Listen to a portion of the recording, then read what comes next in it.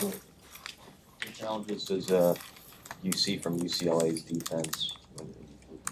I think the schedules or the record is very deceiving. They played some really good teams.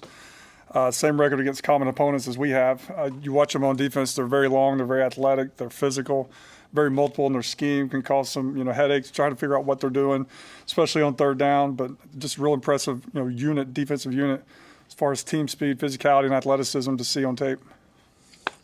Is it easy to get guys' attention? As you said, their record can be deceiving. They played a tough schedule. You just kind of point to who they played and how they played against them. Not our guys. Our guys are locked in. I mean, we're trying to improve every single day, every single week. So I mean, it's just another opportunity for us to go out there and see how much better and how much more we've developed this week. Coach, you guys were running the kind of short and swing pass game quite a bit against Ohio State. Was that something you saw that you could expose them on, or what was the game plan? Just trying to get the ball out quick. It's a very scary pass rush at times, so you don't want to be standing back there the whole game holding the ball. What's been the key to getting Thomas Fidone more involved in the offense the last couple of weeks?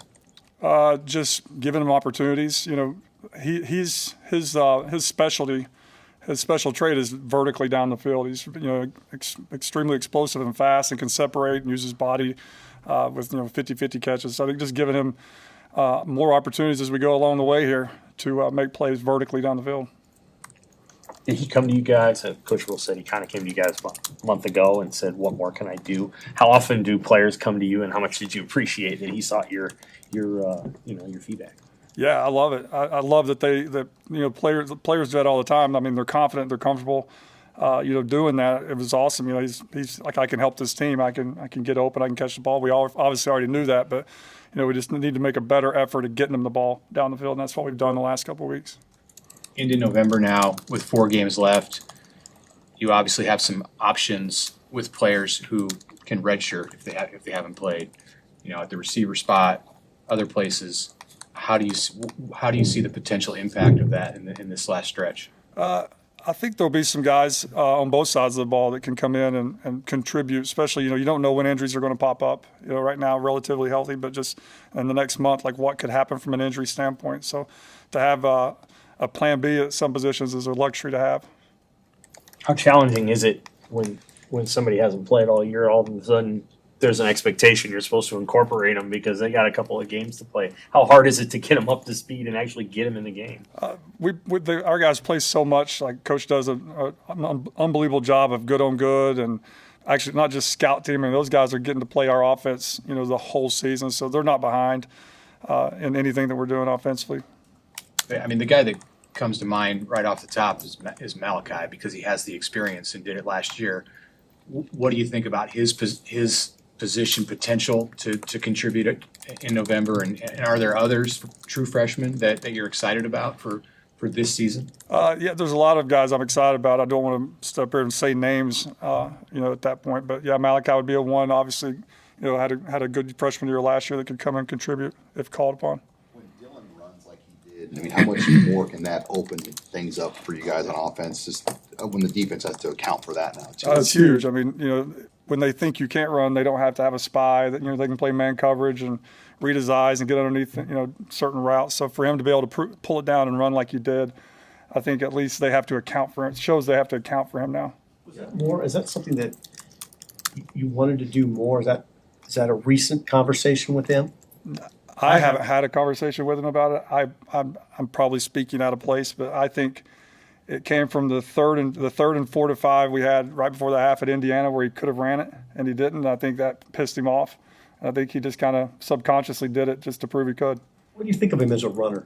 I didn't know he could run like that, to be honest with you. I've never seen it, but I thought did a really nice job. He switched the ball on the outside arm. He used used his off arm weapon as a stiff arm. It was cool. I'd hopefully see some more.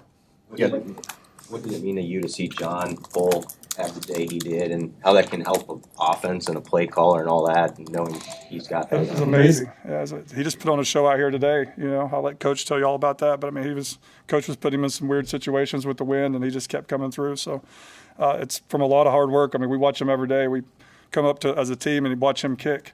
And for where it started to where it is now, it's been really cool to watch that guy, how he's developed and worked at it.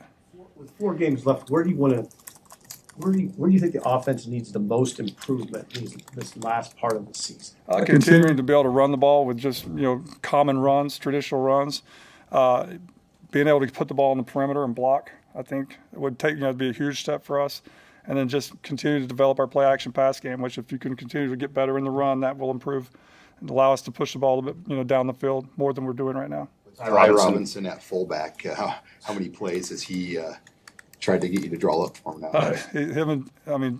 Judy on that last one was amazing. I don't know if you've seen that clip or not, but he snaps the guy's head back and jumps up and they're celebrating. It's a really cool moment to watch all those guys celebrating. But yeah, Ty's super explosive, super athletic, and he has won in a bunch of plays. So that's your fullbacks now. Those two guys we're going to use.